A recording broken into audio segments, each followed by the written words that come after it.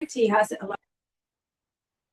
He has a lot of interesting projects on, for example, the political implications of the Italian civic conflict following the Second World War. But he has also worked quite a bit on peacekeeping. And so we thought that it would have been interesting for him to present an externally funded project that he's led for 3 years at the University of Florence, where he works. This is specifically about, well, he will tell more about this, but it's a project about sort of perceptions of peacekeeping. So there is a European dimension because Europeans have provided a lot of peacekeeping, but it's also an international dimension, which brings the European study center to the world, I guess. And I will just give you the floor. Well, let's do half an hour. I will give you a sign when you're getting to the 25 minutes. Okay. Sure. Great. Perfect. Thank you, Federica, for inviting me. Thanks to all of you for coming. Yes, as Federica mentioned, I work at the University of Florence, and this is a joint project with two colleagues, Irene Costantini from the University of Naples and Valerio Vignoli, who used to work at the University of Florence, who is now moved very close to Florence, still in Tuscany, at the University of Siena. Shift and support Western powers, the UN, and local perceptions in conflict zones. This is still a provisional title, so if you have better ideas, please let me know. The idea is trying to hear the voice of local populations about their perceptions and preferences, actually about who should provide peace operations, who should intervene in their countries. So there has been a lot of work in the peacekeeping literature.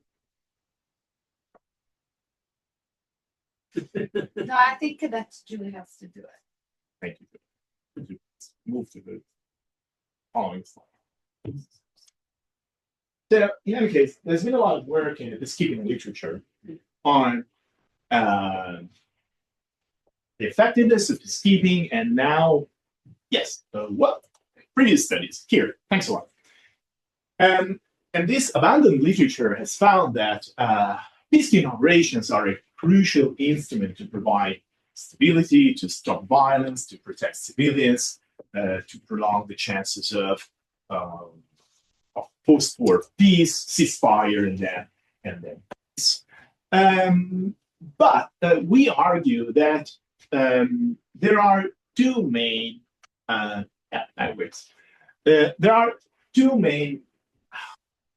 gaps, but let's call them gaps. There are two main gaps in this valuable and abundant literature. The first one derives from the fact that the UN has not created any new peacekeeping missions for the last 10 years. There are still ongoing peacekeeping missions, but there haven't been newly created missions. On the other hand, there have been many external interventions, armed interventions of all sorts, in ongoing conflicts, mainly civil wars. They have been transformed into internationalized civil war. On the other hand, what we see in the literature is that focuses overwhelmingly on UN missions. The UN has been considered for decades the prototype of intervening entry. So the prototype, the UN peacekeeping missions have been considered the paradigmatic form of international military intervention. For various reasons. First, because for these 2 decades, majority of interventions have been provided by the UN. On the other hand, we are researchers, so we know that we have studied the UN peacekeeping missions also because of the abundance of data about peacekeeping missions. On the other hand, however, since the 2000s, the majority of external military interventions have not been led by the UN, but rather by other actors, single states, regional international organizations, various forms of coalitions of the willing. Okay. Third point, despite the increasing recognition, both in policy reports and in academic contributions of the local dimension, of the local agency, local support of the population for the effectiveness and so for the success of these types of intervention, most studies continue to study the effectiveness, research the effectiveness of these interventions and these peacekeeping missions, if you want, focusing on what we call the supply side. So, on the intervening actors, on their goals, on their strategies, on their work, and what's missing is the demand side. So, the voices, the perceptions, the demands, and the preferences of the local population. What we try to do with this research is trying to address, it's the first step, obviously, trying to address these gaps, developing what we call a theory of local perceptions grounded in identity dynamics. What do we mean? We mean that we believe, we assume that local populations have preferences about the identity of the actor who's going to intervene. That the identity of the actor is not, it is going to can make a difference on their preferences. So we try to incorporate local perceptions, shifting from the supply side to the demand side of this interventions, try to incorporate the preferences of local populations in our theory. On the other hand, trying to address the other gap, we try to systematically compare the preferences, perceptions, and preferences between international organizations, so UN versus state actors, and Western powers with non-Western powers. Why this? Because the conflict management landscape is changing. So the UN is doing less and less of these interventions. And on the other hand, the other actors that are performing these types of interventions, they're not necessarily doing it with the same idea, with the same framework, and the same goals that UN has done it for 20 more years. Meaning that nowadays, international military interventions, even if they are called peace operations, stability operations, sometimes they are performed for great power reasons, for geopolitical reasons, and they are an instrument of the nation's, the state's foreign policies. So our contribution demonstrates, shows, possibly, the local support varies. Demonstrates a bit too small, but it shows that local support varies with the perception of local populations about the actors before the intervention. And it also updates based on the behavior, on the actual behavior of the actors once they deploy on the ground. Now, determinants of local support. There are a few recent studies that have tried to figure out if the intervening actors of various sorts are equally evaluated by the local population. These are a couple of interesting articles have been published. Yeah, I think both on IO over the last years. One is about the local perception of electoral observers, and the other one, very recent, by Sabina Karim and co-authors, has been published this year, on local perceptions of post-conflict state-building actors. And they find that actually the identity of these intervening actors make a difference in the sense that there are some actors that are better evaluated, others that are that are less appreciated by the local population based on who they are. We posit that this is even more important for armed actors, because their mission, their peculiar activities, so arriving in a country, using armed force to increase the stability, to actually, in some cases, defeat some parties of an ongoing conflict. This makes the identity and who intervenes even more important, even more salient for the local populations who will witness these state or non-state actors using force, using armed force in their communities.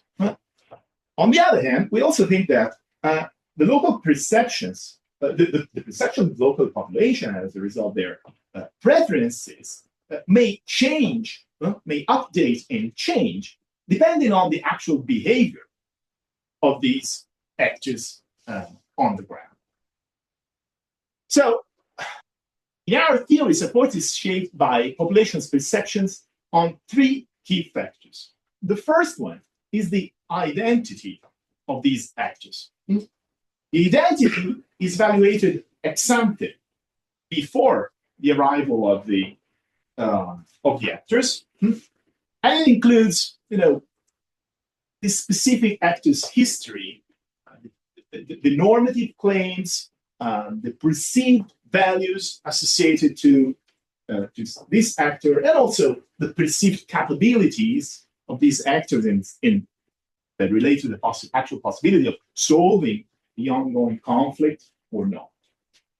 On the other hand, we have the behavior of these actors that is composed of two dimensions, basically: effectiveness and integrity.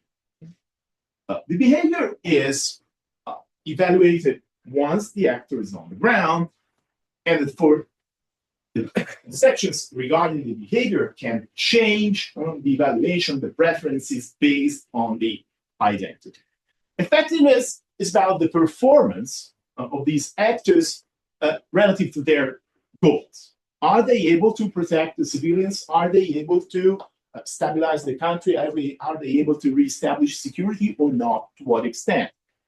Are they perceived as effective or not? Integrity, on the other hand, is behavior relative to some standards of basically respect for the civilians. How do they behave in their relationship to the local unarmed population? How do they treat them? Do they use violence against them or not? Do they abuse the local population or not? Do they corrupt the national institutions or not? Identity encompasses the actor's history, values, norms, and material capability. Now, why is identity important? Because identity is used as a heuristic, basically, by the local population to try to figure out what are the actual intentions, what to expect by a specific actor. What are the expectations about the actor's intentions? If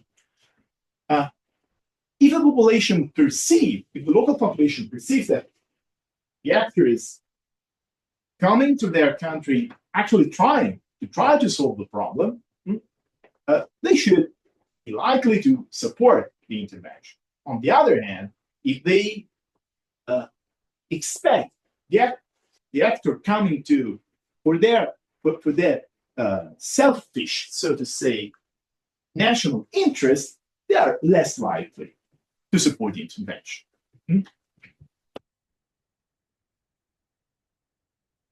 On the other hand, if we also said that identity includes a very rough ex-ante evaluation of the capabilities. So if who intervenes is perceived as being more capable of restoring security, local populations should be more inclined to support the intervention of a given actor. Vice versa, obviously less inclined. We said that the evaluation of an actor's identity is made before intervention, but the actual behavior can change and modify the support given to a specific actor. Why? Effectiveness can be evaluated or perceived, obviously. We're always talking about perceptions, and be perceived by the local population once the actor is on the ground. So support is granted ex post to actors and an organization that are perceived as capable and competent. What about integrity? Local population will support more actors who act appropriately. We don't engage in sexual violence, we don't engage in violence against civilians of all sorts. Now, we measure support using this theoretical framework for 4 types of actors: states versus international organizations, Western states, Western powers versus non-Western powers. Now, what are our hypotheses? Building on the available literature, we see that intervention by individual states should be more likely to be perceived as self-interested.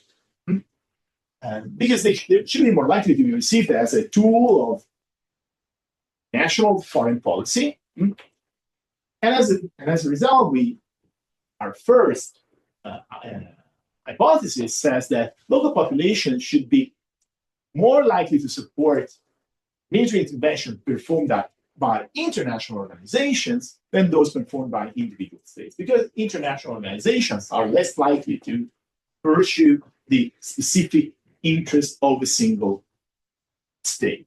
And as a result, they should be perceived as being more committed to the actual good of the local people, to the actual peace process of the country where the conflict is going on.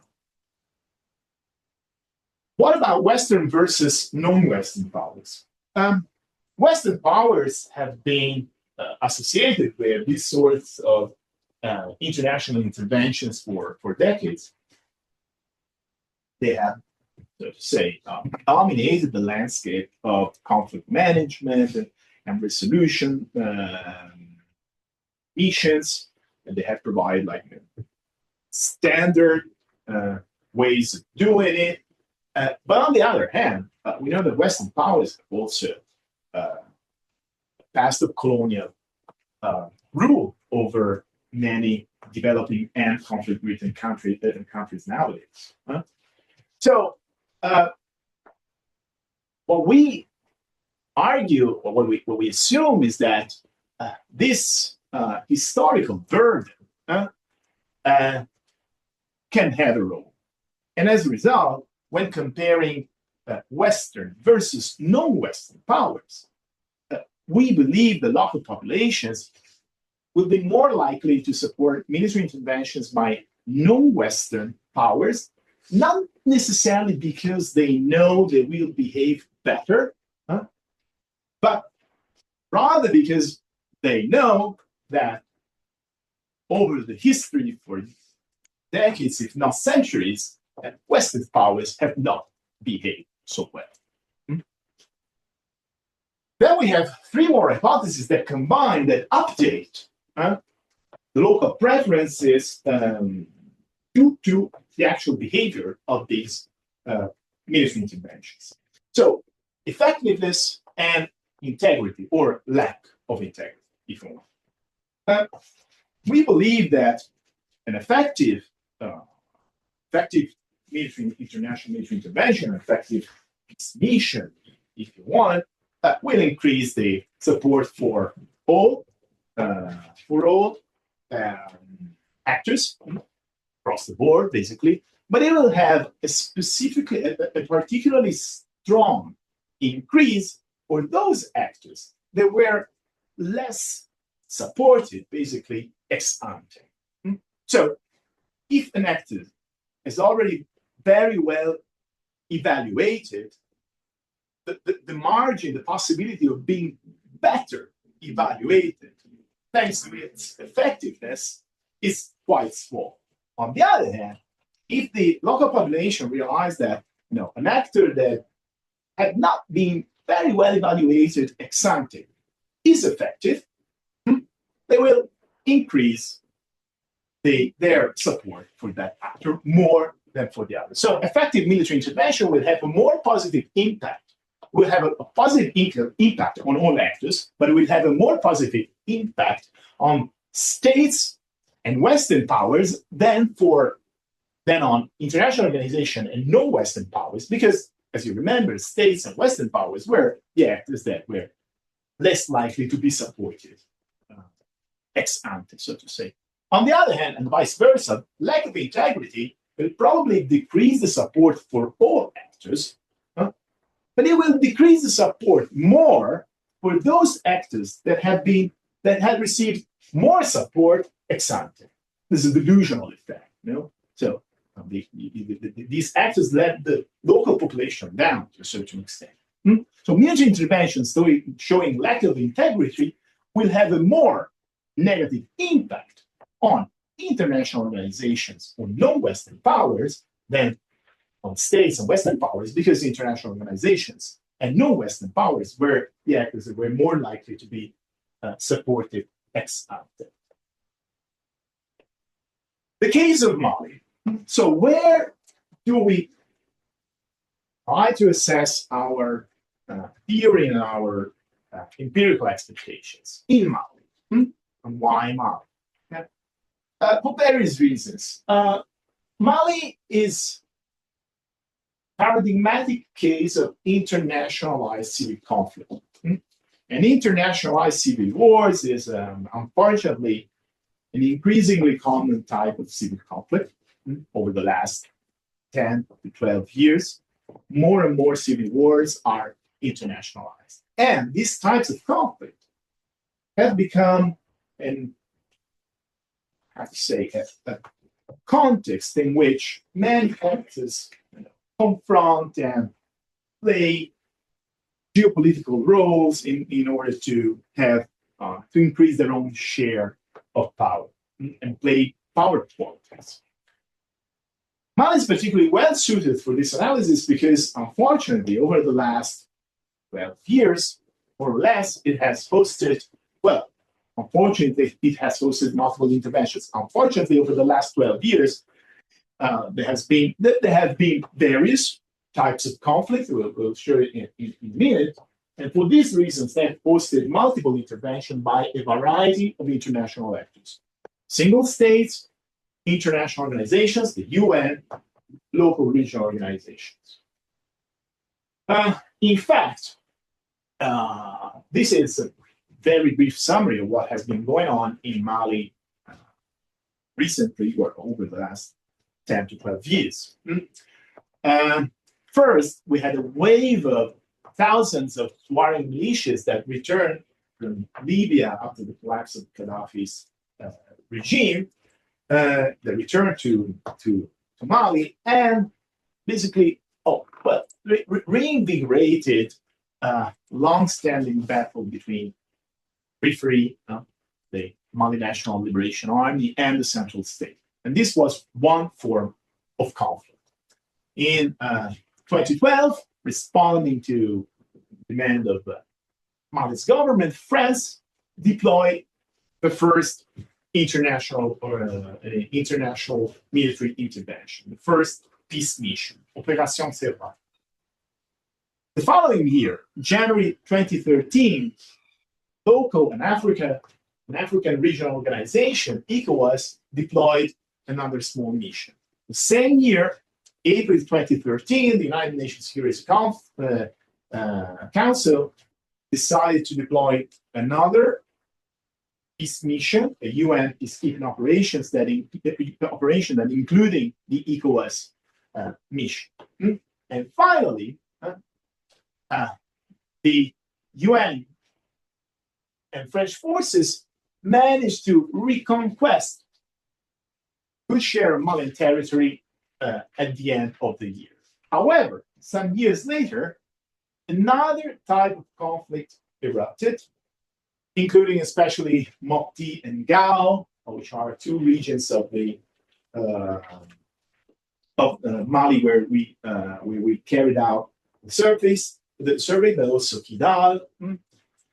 And in 2020, a new military junta that's still ruling the country asked for help from Russia.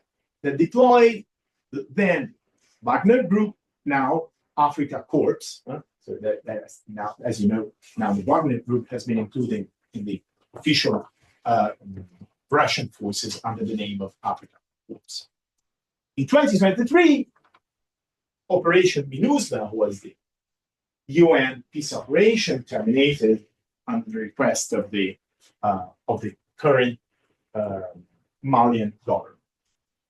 We conducted a survey experiment in the regions of Gao and Mopti. You can see them here. You can see that Mopti and Gao are the most violent regions in the country, together with Kidal, which is up there.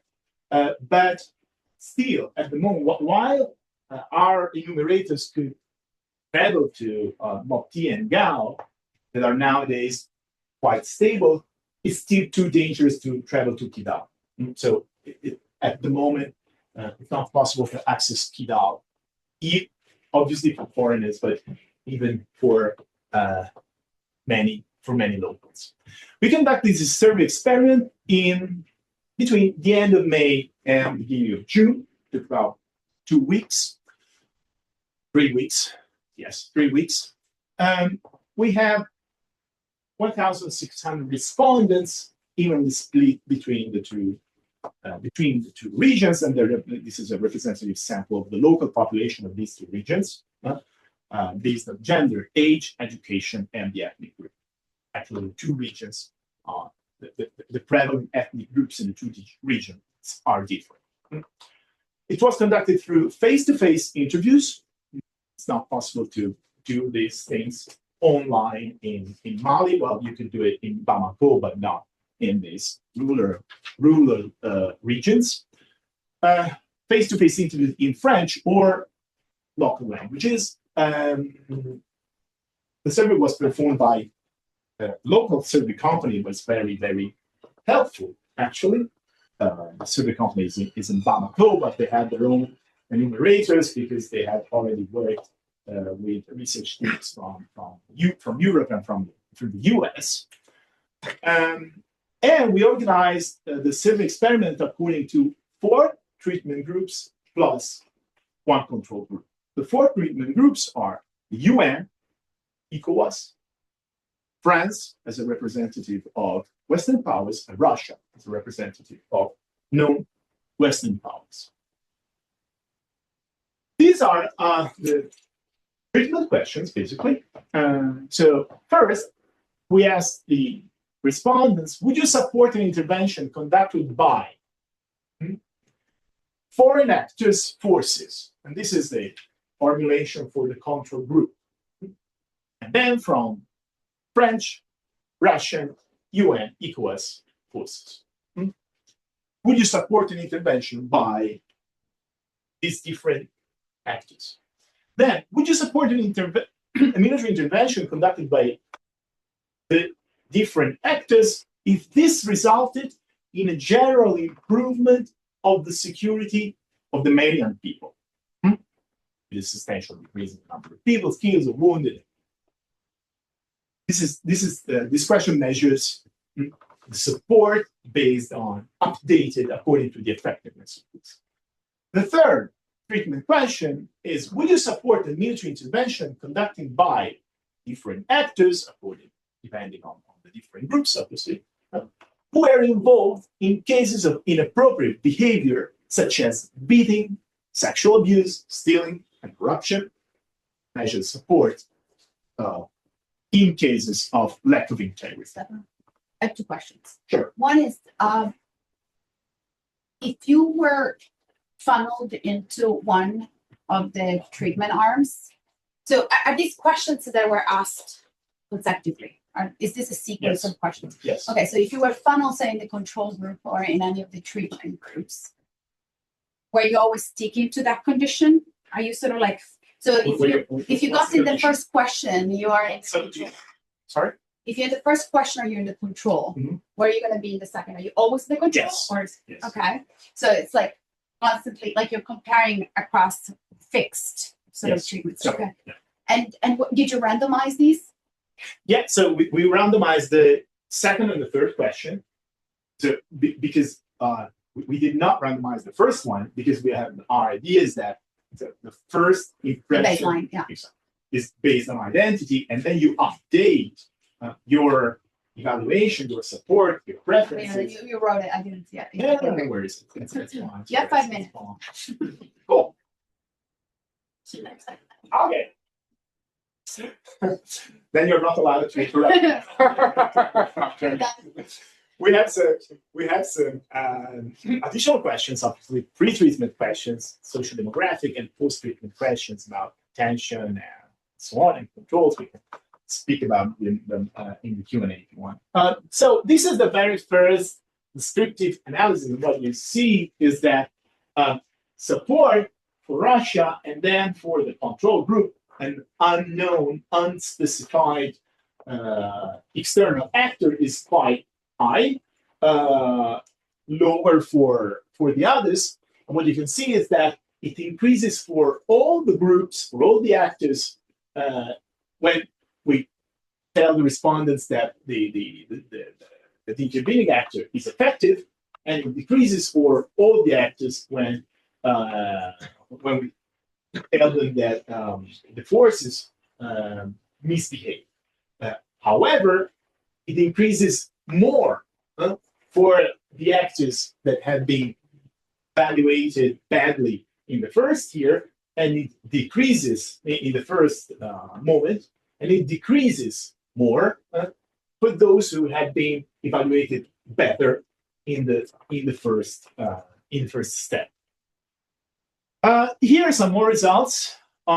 This is states versus international organizations. So the states are the baseline, and what you can see up there is that international organizations are perceived as less supported, so to say, than the baseline, so than states. This is quite surprising.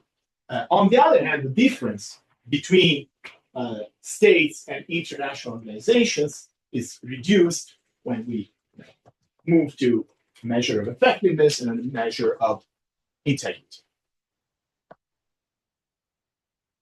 Here we compare Western powers with non-Western powers. The baseline is the Western powers represented by France in our specific case, and you can see Russia, the non-representative or non-Western powers, is much more supported since from the beginning. The difference is reduced. It reduces when we introduce a measure of effectiveness, and it reduces again when we introduce when it reduces again when we introduce lack of integrity. Because of course, when Russia was very well evaluated, is found to misbehave, the support reduces a lot, and it makes them closer to France. Conclusions. I ran a little bit, but we reached the end. So the identity of intervening actor seems to play a crucial role in shaping local support. Interventions by international organizations do not automatically enjoy greater support by local populations.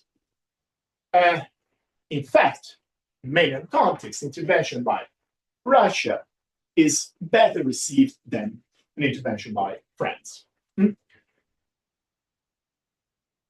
Perceived effectiveness strongly increases the support for all the intervening actors, but particularly for those actors that were initially considered as less favorable.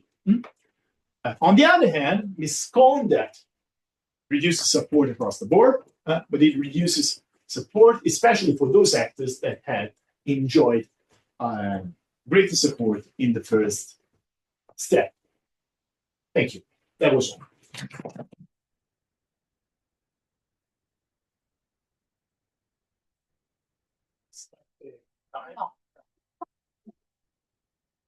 Can you give me a pen? Because my pen actually. I think that you should just field your own questions so you can just Yes. take and share. Thanks.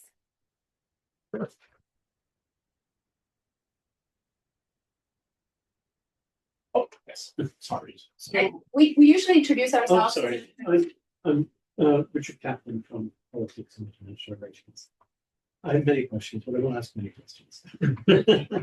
But I would like a little bit more information. So the survey is conducted at a particular period of time, you know, and there is prior history that Malayans have experienced prior to that, to the survey. So, for instance, the Russians come late to the game, as I understand. I mean, 5 years ago. But... No, but relative to the French. Oh, yeah, and sure. the US. Okay. So there is disenchantment on the part of the government with the French and with the UN, and ultimately leads to them deciding to kick out the UN. Are we seeing the effect of identity only, or even, or are we seeing the, if you will, integration, absorption of the views of the government that the French are not good, that the UN is not good, and the Russian are good at a particular point in time? And so distinguishing how the perceptions are formed, I guess, is something which would be of interest to me. And I don't know whether you dig down deeply enough to be able to establish that. If you conducted this survey early, obviously you wouldn't have had the comparative perspective, but I know Sabrina Karim's surveys are done also hypothetically. It's not actually, they're hypothesizing. I mean, they're told that certain nations are responsible for having done certain things. No. She uses actors that had peace building missions. Yeah. But the achievements are not all actual achievements. They're told that the Chinese have done this, or would you prefer the Chinese to, to do this or that? Conjecturally, not actually assessing their effectiveness, but on the basis of what you think about them, would you prefer Chinese to whoever else, let's say? So, yeah. So my question fundamentally is that what constitutes formation of their views, and isn't that a factor of consideration, or shouldn't that be a factor of consideration?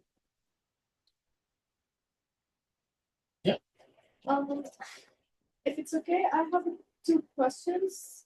So the first one is, when can the local population know when the actors are coming to intervene and who they are, like their background identity? And my second one is, one of your conclusions was that the local populations preferred individual states like Russia over international organizations like the UN.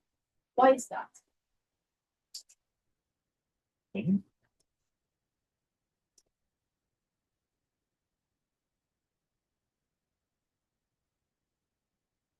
We want to take names, and you can also take stock and respond to some. I'll feel like a couple more questions. My name is Allison. I'm a deep student in politics. I'm curious in the case of, I guess, a non-fake sort of intervention, because you're asking questions hypothetically, and telling the respondent this was effective or this was ineffective, they behaved with integrity, they did not behave with integrity.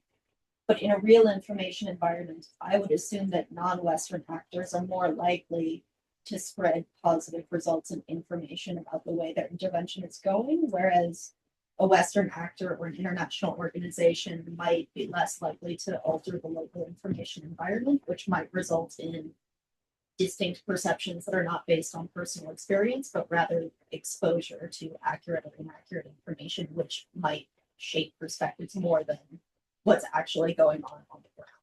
And particularly if you're only able to get data from places that are relatively safer and not experiencing direct conflict, I'm wondering how those perceptions would be shaped, if not through personal experience of ongoing violence or lack thereof. Mr. Answer something? Yes, okay. Richard, thank you. Thanks a lot. This is a crucial thing. So for sure, if we had performed the survey 3 years ago, or if we perform it again in 3 years' time, we'll probably have different results. And this is probably true for all surveys. Now, yes, the government tries to has its own communication, and even propaganda, if you want. We know something about this. Greater satisfaction with the government is positively correlated with support for Russian intervention. However, it does not have a negative impact on support for France or the other countries. Greater exposure to news about international or domestic politics, so a greater exposure to government disinformation campaign, to government propaganda, has no significant effect on support for Russia and France. On the other hand, greater knowledge of Mali's domestic politics is associated with lower support for France and Russia. So we know that local perceptions form, as you said, also through the available information. And we believe that the government propaganda has a role in the shape of these perceptions and preferences. But on the other hand, according to our data, this effect is not so clear and straightforward and linear in our data. Maybe there is something, but we also have contrasting results. So on the other hand, we believe that it is interesting and important to know what the local populations of these countries think nowadays, even though they are exposed to this propaganda, without surveying and without asking what they believe, simply not. But in the causal mechanism, we need to think. We need to take into account, and actually we do it in the paper. We need to take into account how these perceptions emerge also through the exposition to the exposure to the information. Sorry, I skipped to Allison's question, which is linked to what we were saying. And so your idea is that non-Western propaganda is more pervasive than Western propaganda? Not so sure. The UN has done a lot in order to publicize and make the local and international public opinion aware of what they are doing. So in general, I'm not so sure. When it comes to so we have these data are collected in post-conflict areas, not in not in areas that did not experience violence. Actually, they experienced a lot of violence. We also have control questions asking if the respondent or members of their family or someone they know has experienced direct or indirect violence, and from which actor. Obviously, they were not. They could opt out from these questions, but we have this data. When do they know who the actors are? Well, they know it after the first 10 questions, more or less. We have some introductory questions about social demographic and their life, basically, and then we make the treatment question, so the specific questions, including revealing, so to say, the identity of the actor. Why are states? Why do states enjoy more support than international organizations? So we don't have a clear answer for this. We assume that it has to do with two factors, but we need to explore it more precisely. First, maybe states are perceived to be more effective than international organizations.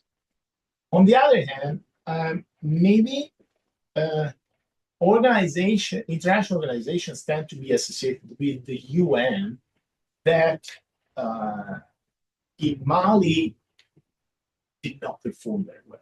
And then we can discuss whether it was their fault, whether it was the local government that, but we don't have a clear reasons for this, even because the literature pointed us into the other direction. So we expected international organizations to receive more support than states. There were other, yes. If we compared your survey to a survey conducted in 2013 after a successful French countermeasure against jihadist groups in Mali, do you think we would find similar figures to those ones in France and effectiveness? Probably not. But so I would expect to find different results. Well, let's put it this way. France already receives, France already increases its support when we introduce a measure of effectiveness. So,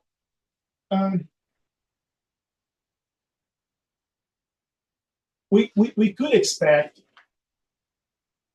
in that phase information to be different, and so France to be better evaluated from the beginning. But on the other hand, don't forget that France was also the colonial power of Mali, so they're not crowds cheering for France and in Bamako spreads. So there is always this, how to say, tension between we would like to have the former colonial in because they tend to be effective. On the other hand, they have exploited us for decades and decades. So maybe, but it's hard to tell. Yeah. Sorry. Yes. So Johannes doing an MPhil in European politics. I had a question on the composition of UN missions. If you've thought about that, is, for example, a UN mission led by a Western country treated differently than UN missions led by other actors? And then on international organizations being less popular and Western powers also having a negative effect, does that mean an organization like NATO, which is an international organization, and Western, do you expect that to have, or sort of be the worst of both worlds, that it's will be the least well regarded, or how do you, according to the theoretical framework, expect that? Yes. So we did not introduce. So these are two relevant questions. So we didn't want to complicate the survey too much. So this is why we did not include questions about these two dimensions. But they're definitely worth exploring. The thing is that it's sometimes also we need to be careful on how much you get into the details of your questions, because you're talking to people that live in faraway areas, in rural areas.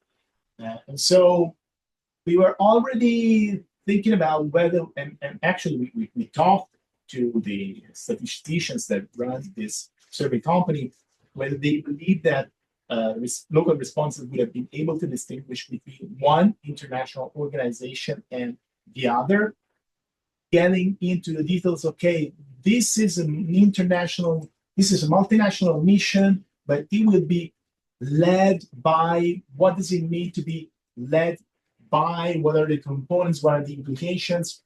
But it's definitely worth exploring, maybe studying better. Now that we already have an assessment of what they can evaluate or not. And when it comes to NATO, we did not ask questions about NATO for the same reason.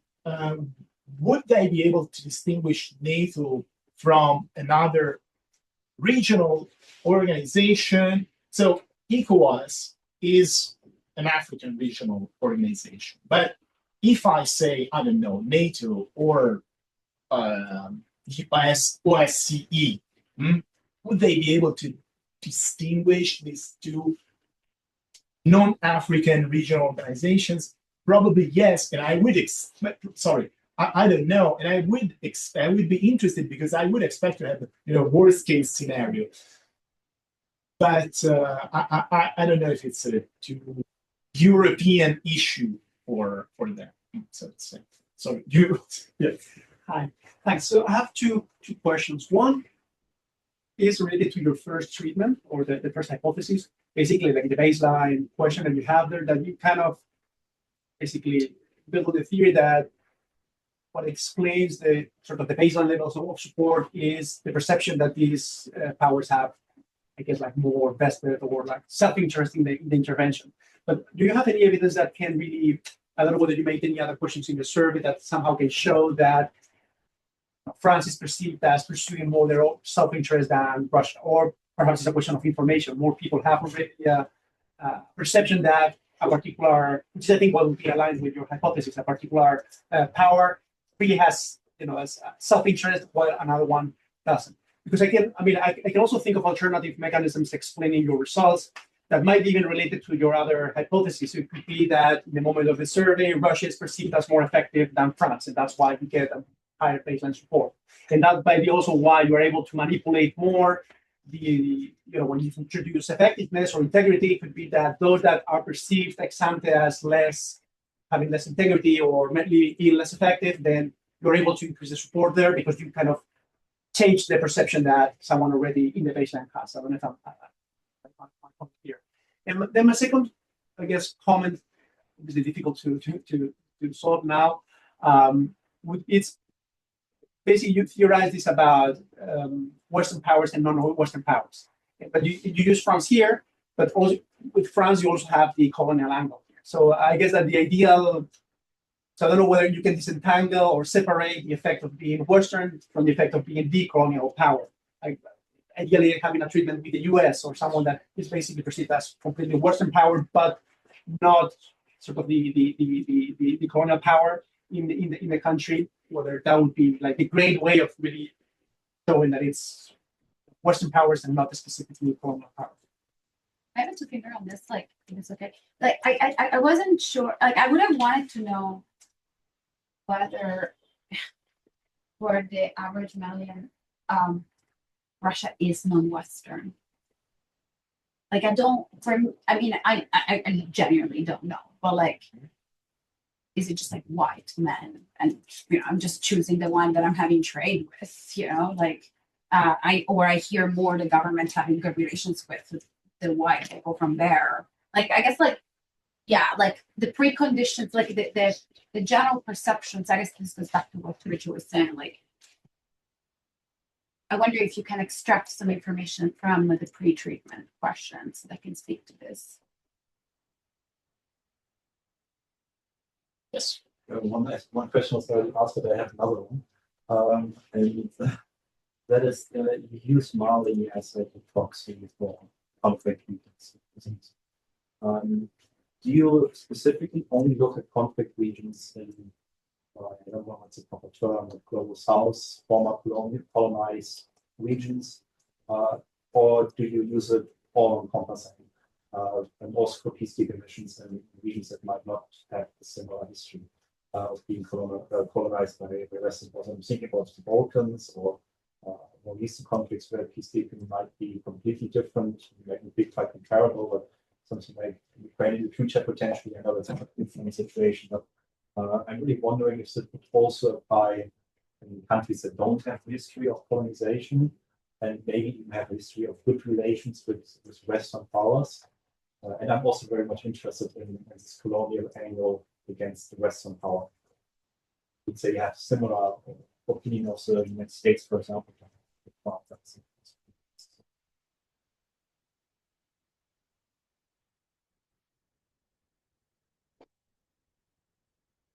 Thank you. Thank you very much for your presentation. I have several comments. The first one is, why is it important to understand public opinion's views on the intervention? In what sense, having certain parts of the population in favor or against may shape the way the country develops after the conflict. So I would like you to contextualize more the aftermath of the conflict and the role of public opinion towards the interventions, in the way those interventions are developed, and after the intervention, how is the state of the population in terms of division, etc. The second is about the aim of the paper to become a general theory about how populations who are exposed to interventions may have different views on different types of actors. And in that sense, I find it difficult to come up with that general hypothesis that compares state actors versus IOs, because state actors are necessarily politically aligned. So the alliances might vary across different countries, different contexts, and therefore it might be, in some contexts, it might be, they might be more in favor, more aligned, therefore the population might have a more positive view on those state actors. So I find it very difficult to come up with a general hypothesis regarding state versus international organizations. And the third comment is about the experiment. To me, the most interesting part was finding that IOs are not regarded as well or as positively regarded as you thought.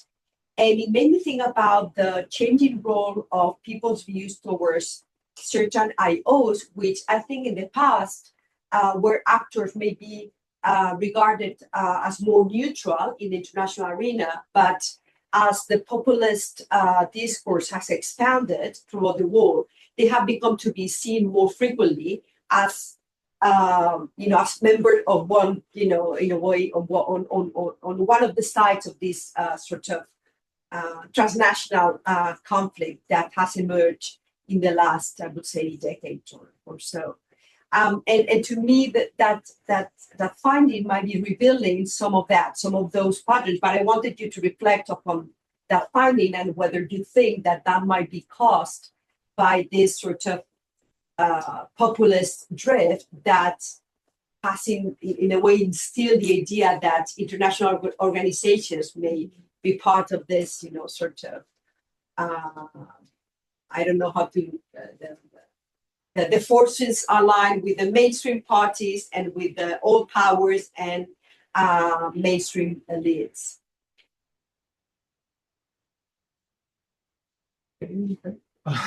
Well, just take those. Yeah, exactly. So let me start from this final question. I think this is very global north issue.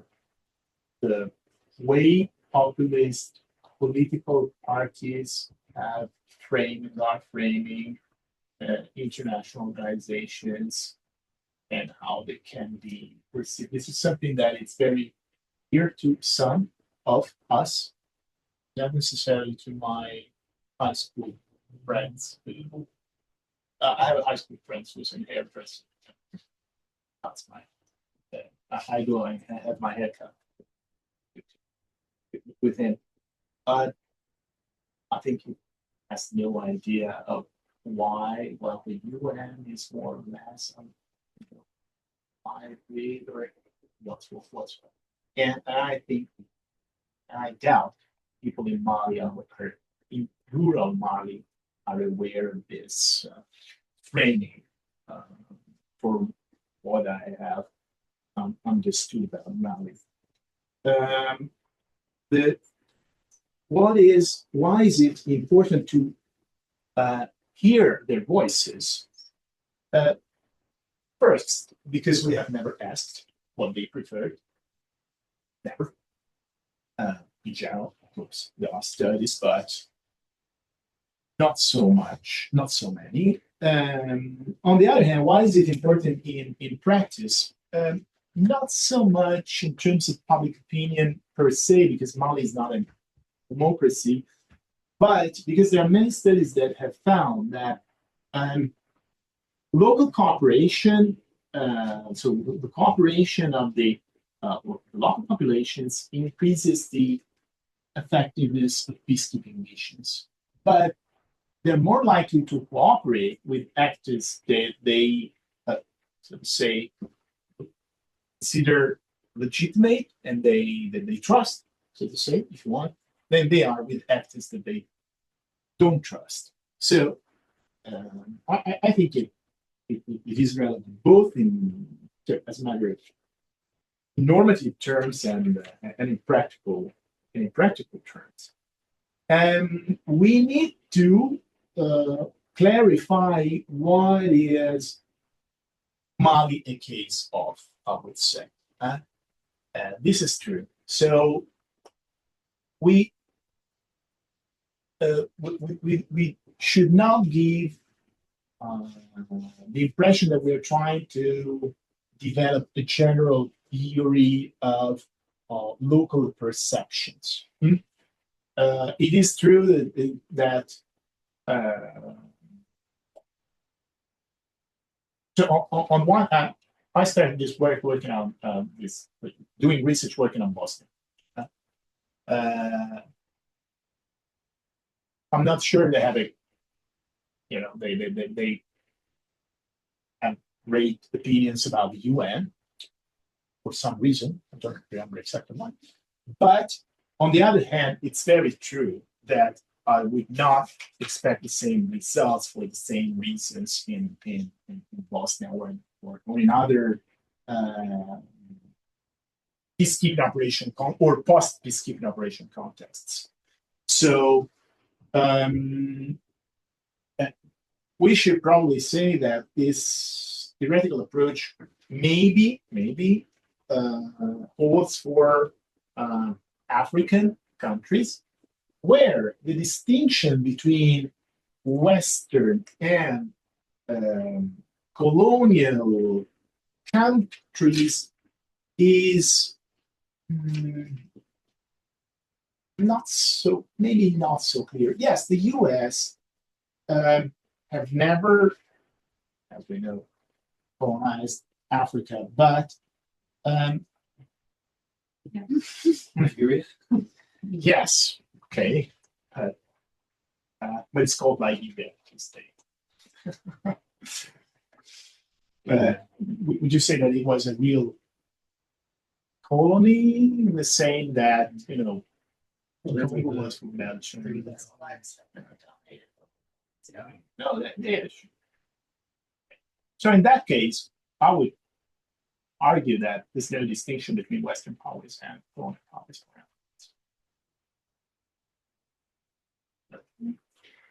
I think that easily tried to colonize India and Ethiopia and Germany tried to colonize Belgium. So on one hand, this is a limitation, but on the other hand, for the generalizability of our study, that distinction, and is Russia a perceived as a non-Western country? Well, going back to the role, to the reason why Russia was brought to Mali as a contrast to the previous and to the previous interventions and to the previously colonial powers, I think this perceived as a, well, even talking to our to survey company, they told us that they were likely to be considered non-Western, a non-Western country. I guess for me, the question is whether the dividing line here is the colonial, or what do you perceive as colonial power versus non-colonial, or, you know, the set of countries that have made up the institution ultimately have manifested in things like NATO and the UN versus those countries that Sure, there's no. So China, where does China stand? Because China is obviously non-Western, has not colonized. But so then Russia is just like a representation of what China will represent in other parts of the country. But surely, you know, Russia has colonized parts of Eastern Europe, one could argue, in recent years. I mean, that's the new colonial spirit of Russia. So it really is really so super dependent on, I guess, the case we're studying. And I guess like my question wasn't so much about the case study, it was more about the theory, right? Like whether it is about the relationship, the positionality of the recipient country versus, you know, the colonizer. And then that's really a colonial story more than West versus non-West. Yes, if you assume that they can distinguish and they have a clear distinction in mind between Canada and the UK, for instance. Mm-hmm. Oh, Canada is never, you know, or Sweden, probably, but we're talking about, you know, the great powers. So the Western great powers versus the non-Western great powers. I'm not sure. Again, even in you survey many European citizens, what is their analytical depth? But in principle, you're right, it's not exactly the same. And so we should probably say Western colonial powers. And this maybe holds for Western colonial powers versus non-Western, non-colonial powers in Africa. If you consider the Soviet domination of Eastern Europe a form of colonialism, and then what is colonialism? I don't know. Anything. Would you say the British experience in Sierra Leone is analogous to the French experience in Mali in terms of the intervention after or during the conflict? Analogous? In British in Sierra Leone. Yes, but French in Mali. Yes, but analogous in which terms? Well, for your purposes, I mean, how they're perceived by even Sierra Leone.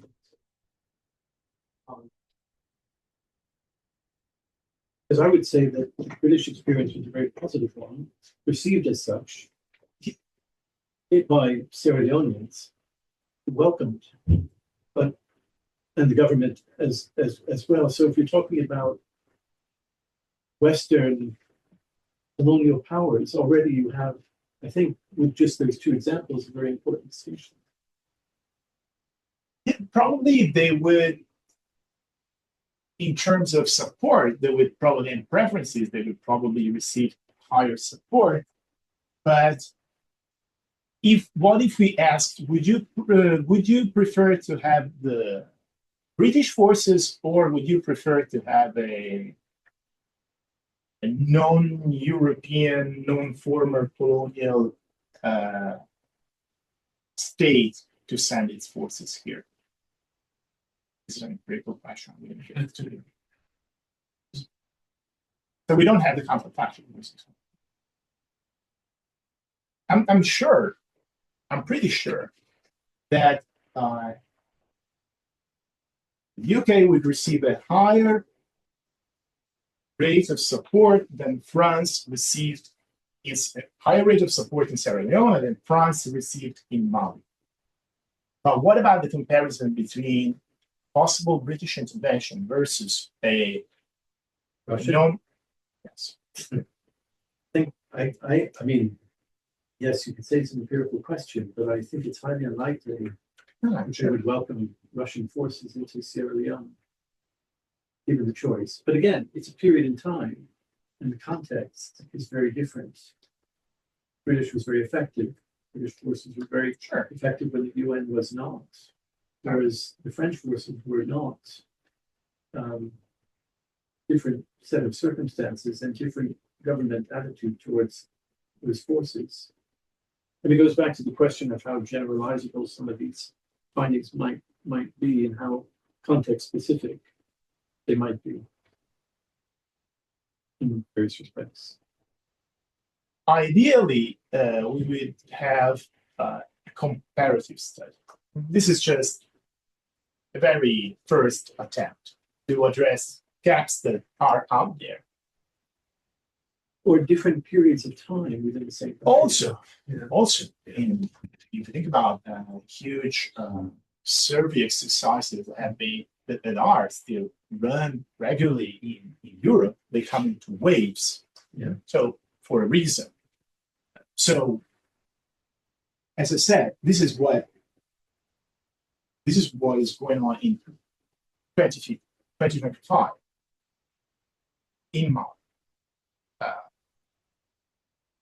Then we could, survey other countries, set the Sahel region with other, against comparing, other parts of Africa, former French colonial legacy versus former British colonial legacy, or other, in the Islamic culture versus other different, cultural backgrounds. These are meaningful questions. Okay, so we have 5 minutes, and I suggest that you just take all the comments you can. I'm not sure we'll have time for reactions, but Inka, did you have one? I did. Half an hour ago. An hour ago. So one goes back to the question over there, which you drifted over. But so the first question is essentially, so you have the treatments are Western, non-Western states, IOs, right? Your theory is about, I think, 7 aspects: capacity, integrity, interests, values, norms, history, and effectiveness. And so my question is how you link the things that you're theorizing with the labels that you're using here. So like going back to that question, like, did you ask them when you're having these 4 labels, what people think of which of these 7 things is ranked highest? And when they have this, effectiveness, how would they rank these 4 different actors? Like, how do you tie theory to the experimental treatments? That's question 1. Question 2 is, why is this a vignette experiment and not a controlled experiment? Like, there's so much work that goes into going to these villages, doing all that work, getting out there. Why did you not test the 7 dimensions that you outlined in your theory in the surveys? And That's then not your reviewer too. sorry. No, it's fine. It's just we don't have some of that. And then the other one, so the finding about Russia that you've been there, I think it's really interesting. I also wonder if that's something sort of specific to Mali that you would probably also find in Ethiopia. Not because Russia is so amazing, which would be part of it, but I think we'd find the same in Ethiopia not because of 2025, because of 1896, when the Russians helped the Ethiopian fight back the Italians, with apologies for the Italians. And so it wasn't politics, right? Like, there's strong historical reasons for why there's, even nowadays, such a strong perception of certain actors. And so I think it might be quite unique to the context that we have in the country. Yeah, so that would be Just harvest the comments. There was a question. Yeah, mine was a stupid question. Is say, have you added like an item framed with the trustworthiness. Like, do you trust this operator? Because I think this happened, because I think it's interesting. And the second comment is whether I don't know, like, I don't believe like Wagner mercenaries go around carrying the Russian flag around. I don't know if it's my perception, so I might be wrong, but this may be like a shield also for the reputation of Russia, like if the Wagner group before to being absorbed in the official army did something bad, like a war crime. It's not maybe that the fact that there was like a justification, like yes, but they were mercenaries. So I don't know if this can also play in favor of the Russian, the way of perceiving Russia. Thank you. David Madden, CSOS. I have to admit that this is a comment rather than a question, but you mentioned Bosnia and Herzegovina. You can always add, do you agree? Yeah, well, yeah, you mentioned Bosnia and Herzegovina. I actually served as political advisor to the EU peacekeeping force in Bosnia and Herzegovina. I can assure you that how we were viewed entirely depended upon whether you ask a Bosnian Serb or a Bosnian Croat. So I agree with Richard, it all depends. You agree? Paul Betts, history faculty and member of the ESC. Thank you for that. An uninterrogated issue is the issue of public opinion to me, and I wasn't quite sure what you exactly meant by that. I was just thinking about the role of the media, right? I mean, it's when you mention something Bosnian, one of the things that comes out, of course, the Yugoslav wars is the kind of weaponization of media from all sides. So when you're talking about, let's say, Malian perspectives on France or international organizations, it's partly shaped by the media culture. I'm just wondering if you're looking at that in terms of seeing what are the dominant narratives that are being driven by the media, and are the people then, in a sense, just mouthing things that they've been reading that happen to be very, very prominent in the kind of media for those weeks or months or years in terms of how that's being played. Because otherwise it's a kind of public opinion that somehow it's not touched by the wider world or the media culture, which I imagine in this case is very, very important in terms of how they perceive these, outside powers. Right? That's two questions. I have sort of a couple practical questions. The first is, because France and Russia are both on the UN Security Council, I wonder if there's some way to ask survey respondents if they view the UN, if they view the UN as neutral. Do they view the UN as neutral because it's an international organization, or do they view the UN as neutral because votes on the Security Council cancel each other out in terms of Western and non-Western powers? And again, I think that goes back to the question of the composition of interveners, because I mean, particularly if you're looking at data, is the UN response sort of a canceling out of perceptions of France and Russia, or is it perceived actually as a distinct sort of non-national force?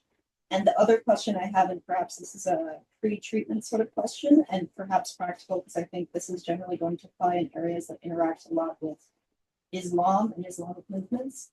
I don't really know much about the Malian case, but if you were looking at Somalians when the Muslim Brotherhood was particularly successful, it was successful because the local populations perceived Muslim Brotherhood people, but also store runners as being effective and having a greater degree of integrity that sort of local existing ways of doing business that are less likely to be corrupt, less likely to engage in sort of personal kickbacks or whatever. And so I'm wondering about the extent to which, if any sort of international intervention is sort of brought in post-Islamic revolution, if Islam is sort of in the existing mental landscape, something that already constitutes effectiveness and integrity, how that's going to interact with perceptions of international intervention that has a problem with Islam. That was two questions. No, but it goes back to what I was saying. You would need to have other research projects on countries with different background and or in different phases, but however, just telling me story issues. Yes. Can I just ask one last question? Please, Gabby? I'm so disturbed by, if you go back to the histograms that you had in your results, I'm so disturbed by the fact that there is as much, or essentially, well, what from eyeballing looks like statistically equivalent support for Russia with breach of integrity that there is of France just as a baseline. Like, what do you There make is of a that? France with breach fee. No, so if you go to your histograms, essentially the level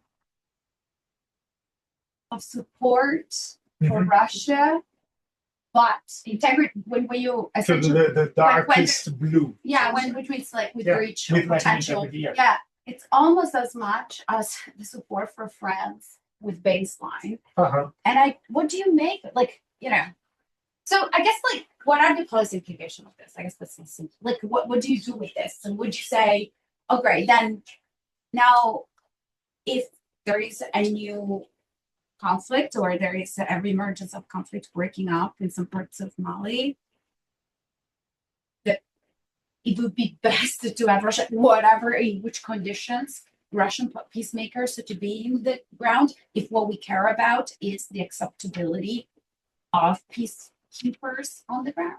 Like, I guess I'm a bit disturbed by some of this.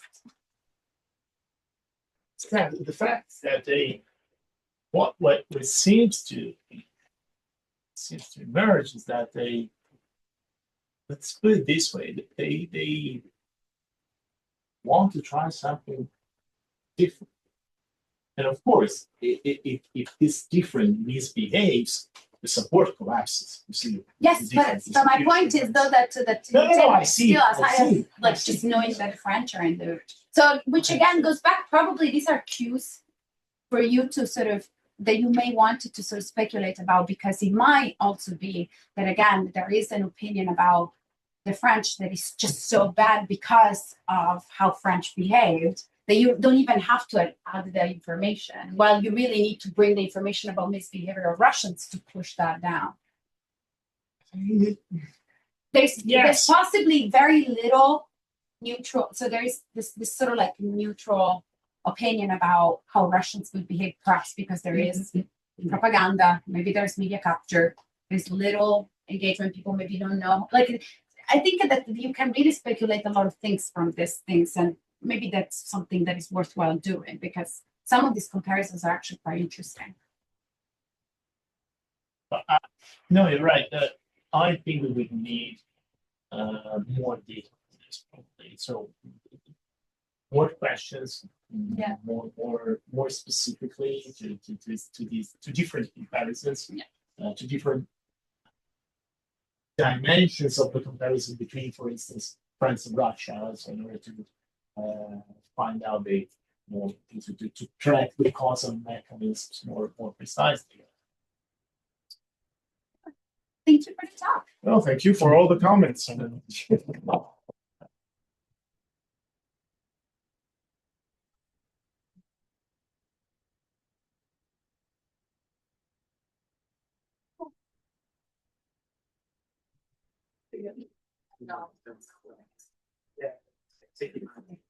But maybe you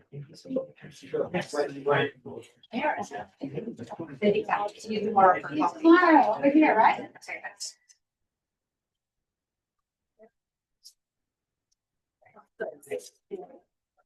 Thank you very much. Thank you. Thank you. Thank you. Thank you.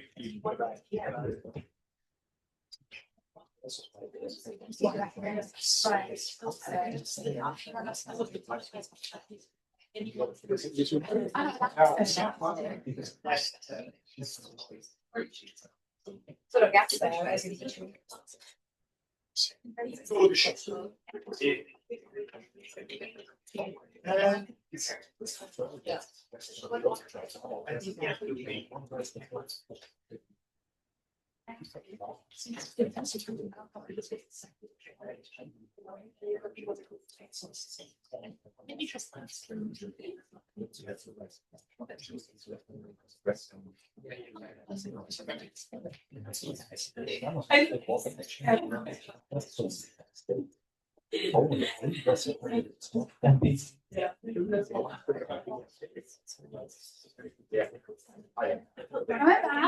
Yeah, I was fairly. Lei mi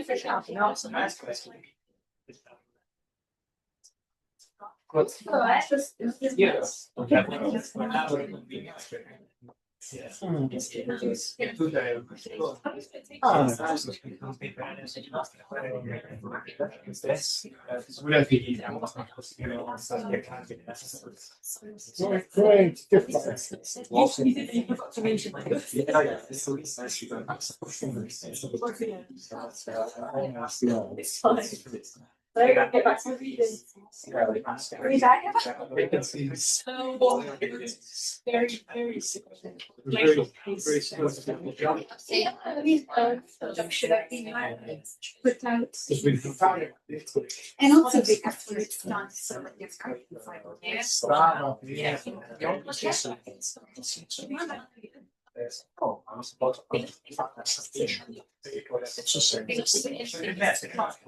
It's easier to writing. Well,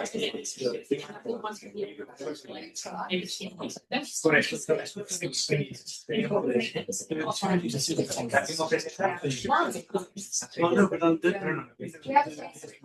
it's not a given because of what's about. So speed. It's a department. I mean, I'm not saying that's. I'm saying it's sometimes. sure there's a it will emerge.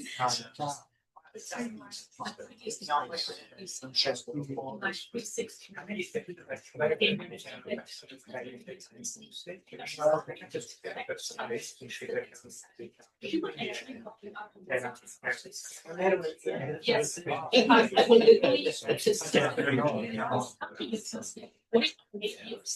And we need that.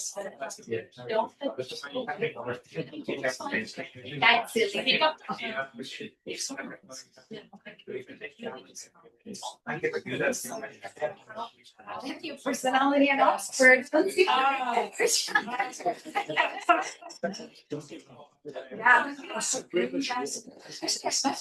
And she's like, I think she has, I was kind of neat intense. No, right, and Lawrence. Yeah.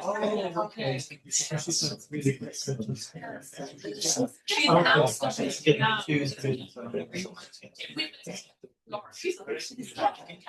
But I think she has the ability to catch on.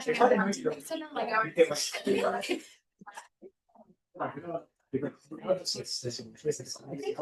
Well, thanks again for the what it looks. Yeah.